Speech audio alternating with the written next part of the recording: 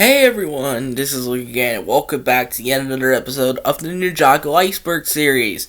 The series where I take a look at Ninjago Icebergs such as this one, and talk about what it's referencing to. So, this one, it may be translated a bit weird, because I think this is, I don't know if this user who posted it doesn't have the best English, so that may be it, or it may be, translated from one language to another. So if the English isn't really weird, don't blame me. Don't blame me. But also don't blame this person as well, because English may not be their French language. So let's get started.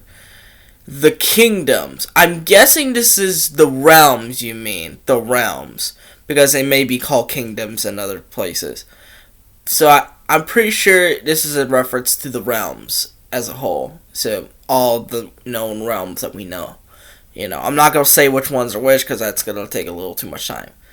The Firstborn reference is, this is, I think, reference to Firstborn in Season 9. Before she was revealed, towards the finale. Jay's eyebrow. Basically, in the old design, he had an eyebrow slit right here, around this part, and I think it was explained in canon that it was some sort of explosion that ripped off part of his eyebrow, but it became such an iconic feature of his that a lot of fans were really saddened by the new design removing it. So, same with me. Ships. Basically, this could go either two ways. If you're talking about ships, it could be talking about the Destiny's Bounty or something like that, an actual ship. But if you're talking about relationships, then, there's the shipping part of the fandom in the Ninjago community. And the less I say about that, the better.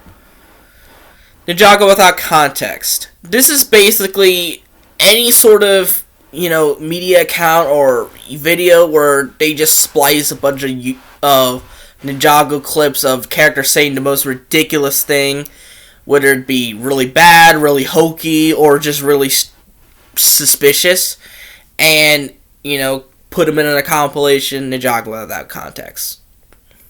Pink Ninja, everyone knows that one. Pinky Zane. It made a return in 2020 after, initial debut back in 2012. So, yeah, at least you got the Pink Zane minifigure, because that was a highly sought after minifigure from what I heard.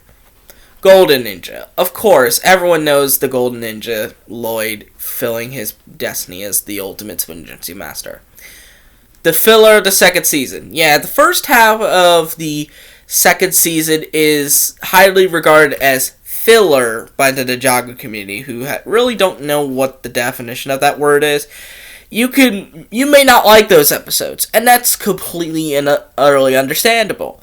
But to call them filler is a bit of a stretch, if I'm being honest, because there really hasn't been that many filler episodes where it doesn't really matter that much to the overall plot. Everything matters to some degree.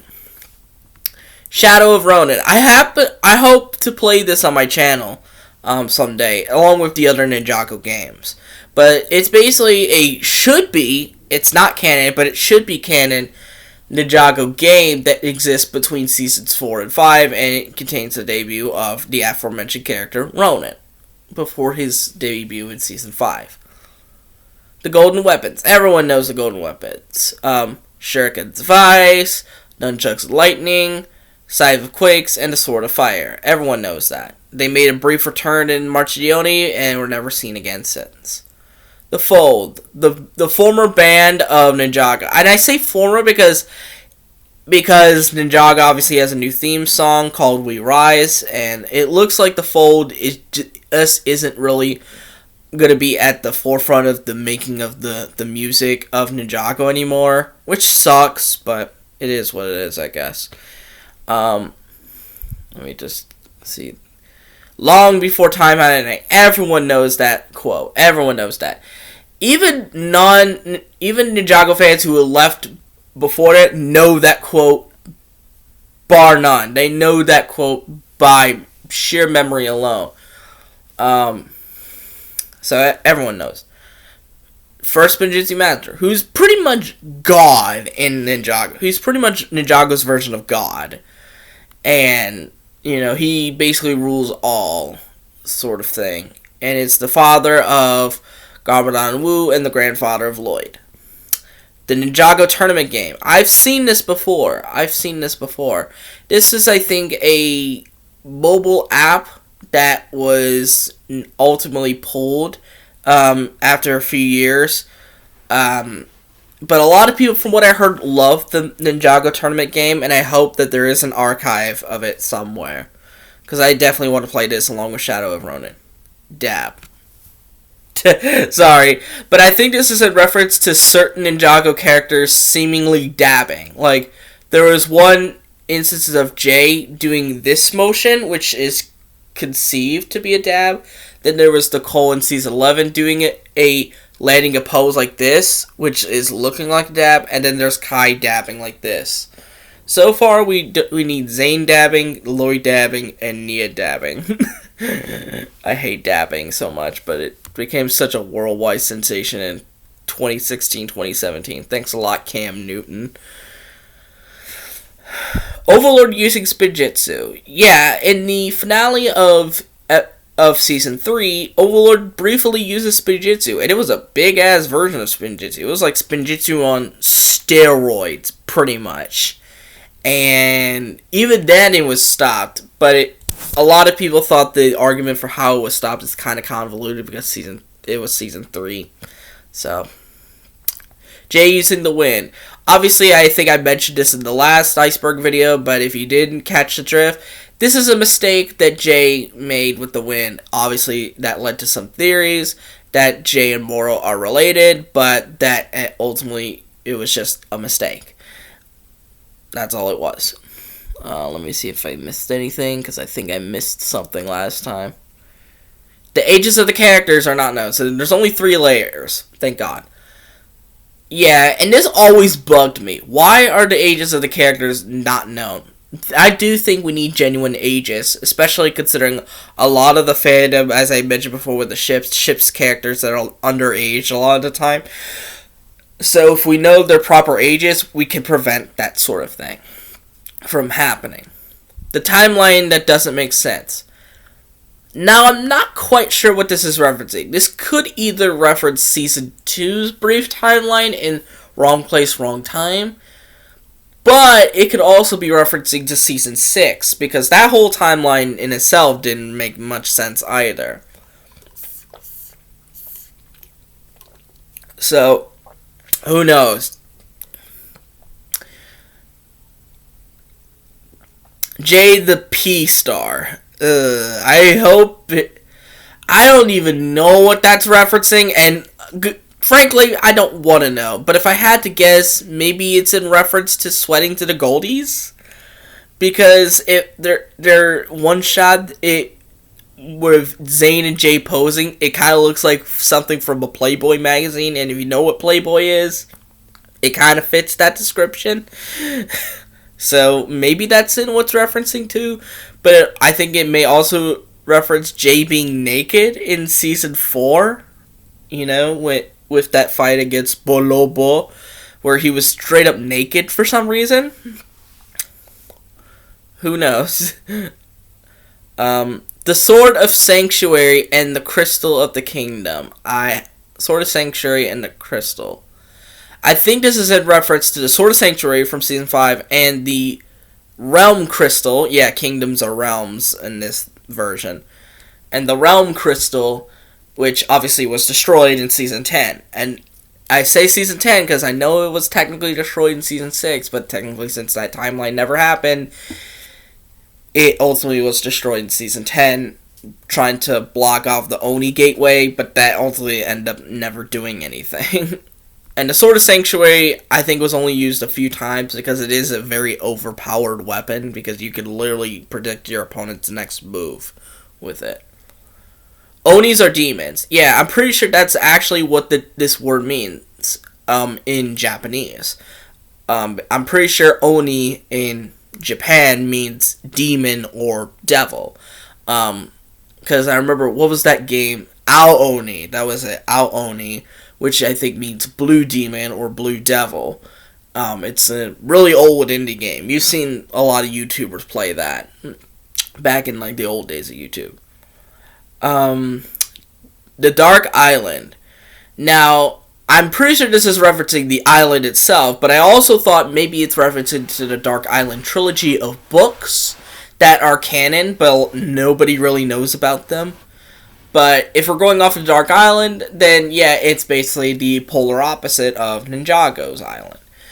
And that's kind of what they were before the first Bujutsu Master split them into two. So, Jay's mother was originally going to be powering Prime Empire. That was actually going to be a thing in Season 12, where Jay's mother was actually going to be the source of the power for Prime Empire, but ultimately that concept was scrapped. Which sucks, considering I truly think that the Jay's mother mystery is going to be one of those mysteries where it's never going to be solved. I don't think so. Cole's scar. Cole briefly had a scar in Season 7 as a result of, kind of like a lasting reminder of being a ghost in seasons 5 and 6. But it does occasionally show up again when he does his RX form. He does this like lava punch thing. And it still occasionally shows up every now and then. The Master of Imagination. I think this is a reference to Nito, who I'm not sure. I think he appeared in a game, but I'm not sure which one. But I know that's what it's referencing, because he was considered the Master of Imagination, but Nito is considered non-canon. Everyone easily changed. I'm not sure what that's in reference to, because there could be so many things that could this be referencing, so I'm going to skip over that one. Garmadon Rules. This is in reference to a German exclusive book that basically describes Harumi's motivations in more detail and her backstory in more detail. And only until like this year, I think, was it recently translated into English.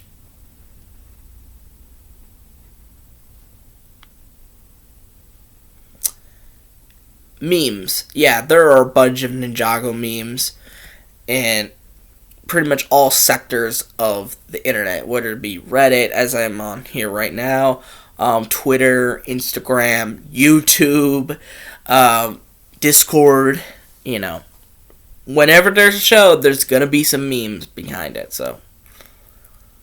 The Age of Wu. Yeah, Wu's age has been very sort of weird, because up until around 40 years ago, he appeared more like a young man, but now he kind of looks like an older man with the white beard and all. So it's really wondering how Wu is able to live so long. It's kind of also been confirmed that Wu has lived at least 1,000 years. So, which makes sense considering he is literally one of the sons of the first Ninjitsu Master, so of course he's going to age very slowly. Elemental powers that don't exist yet. Now, someone, I think, made a sort of a little too real power, and a lot of people thought this was legit, and I think it ended up being a sort of power for their OC, their original character, and I think this power was glass. I can't remember who it was exactly, but that's one of them. Magnetism, that was one of the theorized powers that was going to be in Dragon's Rising, but that ultimately never became one. I'm sure there's others that I've missed, but those are the two that stick out to me the most. Air Jitsu in Prime Empire. Yeah, briefly. That was actually a power-up used in the episode Stop, Drop, and Side Scroll. And that was how to get to the fighting arena in that episode before Loi lost and basically became another Harumi simp. Basically simped over Harumi again. Oh, everyone easily changing occupations all the time. I think, basically, they changed jobs a bunch of times after certain battles. Like, this in season 3, the ninja were teachers. Then Jay became a game show host. Cole became was it not a carpenter, but a lumber somebody. Kai became a wrestler, and Lloyd just still went on his ninja duties. Sorry if I'm drinking water. I can be very thirsty. Reference to Jay in the Marvel Cinematic Universe. I think this is in reference to an episode of Luke Cage where there is a picture of Jay in his ZX suit. Lloyd's Hispanic voice in the film. Okay, I don't know much about the Spanish side of the Ninjago community, so I have no idea what this is referencing. So hopefully, there are some explanations, hopefully, so I can find it in the original post. Ninjago games are lost media. Yeah, a lot of Ninjago games, as I mentioned before, are lost media. They are mostly because, back then, nobody really had the forethought to archive these games and save them from being lost to time. But now, because of stuff like the Internet Archive and the Lost Media Wiki, we now know that keeping these things is important. And I am a firm believer of, physical media and, and keeping media and keeping it archived. Rule 34 series doesn't make sense. I hope this is nothing, because if you know what Rule 34 is, it's just not appropriate to talk about here. Garmadon the Purple Ninja. I think this is in reference to... Is this a minifig of some kind where Garmadon...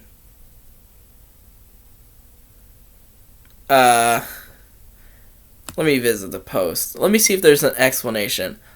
This is... So shout out to Sonic Master 399.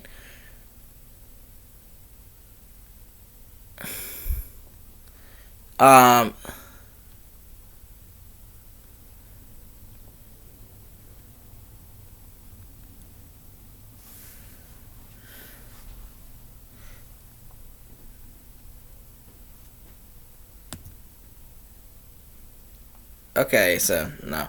There is no explanation for a lot of these. So this one I have no idea. And this one I'm not sure what this is either. This is either. But if I had to guess, that's probably what it was. Ninjago is going down. I'm guessing this is a lot of people thinking that Ninjago is going downhill in terms of quality. And a lot of people have felt that way. I even myself have felt that way for a while. But I think Dragon's Rising really helped that. Really helped to quell those rumors. The first Spinjitzu Master of Spinjitzu, I don't think... I have no idea what this is referencing. References to World War II. No idea what this is referencing at all. So I'm going to skip over it. The Return of Garmadon. I'm guessing this is in reference to his Season 8 revival as the Emperor Garmadon, which, a lot of people loved. I myself have been very critical of that version, but I do acknowledge how a lot of people love this version of the character. Forbidden Spinjitzu is black magic. I don't get it. I don't get these. Green Flame. Yeah, yes. The infamous ship of Kai and Lloyd that ultimately has been sort of blacklisted in the Ninjago fandom. And for good reason, because a lot of people thought it was a very pedophilic ship, considering their age. This is why we need age of the ninja again, so we can prevent these sorts of things from happening. What happened to the Oni mask of revenge and hate? Because, well, I thought in season 9, in the Oni mask of hatred was split down the middle. Same with the Oni mask of vengeance. I think they were both torn to pieces. So, the possible return of Notakon, yeah, that ultimately never really came because, they got a troll. You fell for an obvious troll.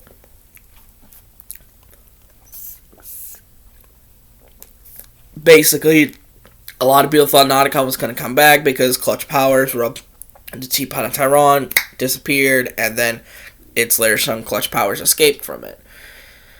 So, Cole making a sexist joke in season 6. This is a reference to a joke made by Cole, I think, about ships. I think Lloyd was saying, why are all ships named after women? Or was it Nia that said it? I don't remember. But Cole said because it takes a lot of paint for them to look good, which is in reference to basically saying women need a lot of makeup in order to look good. Which I don't find it sexist, but I think it's more of a commentary on the really unfair standards of beauty we have. At least that's what I think. But then Cole was made up for it by explaining, how the reason why he thinks the ships are named after women is because they're the most important people of our lives, which I think was a really good, way of getting around it. Chen's Island. Everyone knows about Chen's Island, and pretty much, he's basically was on a deserted island for a lot of his time after he lost the original Serpentine War. Zane's heart. Yeah, that's always a mystery that I never really got around. I don't really understand why people want this mystery to be solved, because I feel that I know it was they were like, oh, but we never got the answer to what powered Zane. That's one of those things I don't think we're ever going to get the answer to. Similarly with Jay's mom, I really don't think we are going to get the answer to that. And to the people that were disappointed that it wasn't solved in season 3, yeah, sorry about that. Spinjitzu burst, it is mortal. I have no idea what this is referencing to. Can the Realm Crystal reach the Never Realm? Yeah, because the Realm Crystal could supposedly reach any realm within the user's desire. But it was also said that the Never Realm was so far away that even the first Spinjitzu Master had trouble fighting his way out. So, who knows?